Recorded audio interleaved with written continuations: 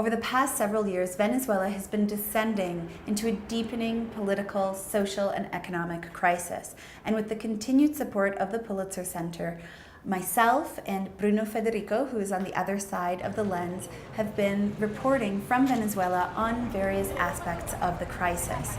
But in January, Venezuela was suddenly thrown into what is possibly its biggest political crisis in recent memory. Upon the inauguration of President Nicolas Maduro's renewed term, opposition politicians decided to not recognize Maduro as the country's legitimate president, claiming the elections had been fraudulent.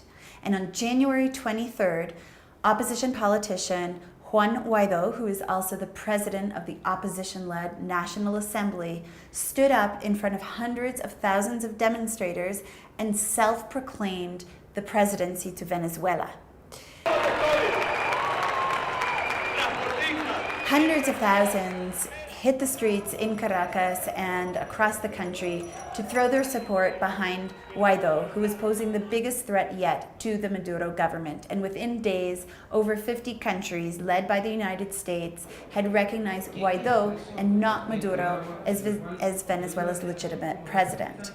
Bruno and I went to Venezuela with the support of the Pulitzer Center to produce a series of reports for the PBS NewsHour about this pivotal moment in the country on the brink of change. We spoke to Venezuelans who decided to go for Guaido, not necessarily because they knew him very well, but because he was anybody but Maduro, or because he was presenting a viable alternative, finally managing to unify what has traditionally been a fairly fragmented opposition. We interviewed Guaido himself, questioning him about how exactly he planned to oust Maduro. Amidst all of the coverage about Venezuela, there was very little being said about the sector of the population who still supports the government and Chavismo, the brand of socialism created by Maduro's predecessor, ex-President Hugo Chavez.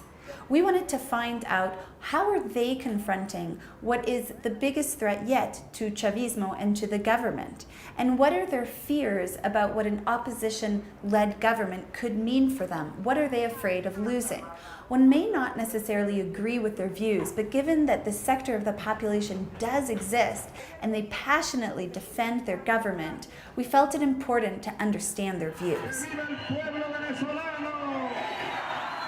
Lastly, we examined a large-scale operation designed by the opposition to bring in aid donated by the United States government overland from Colombia into Venezuela.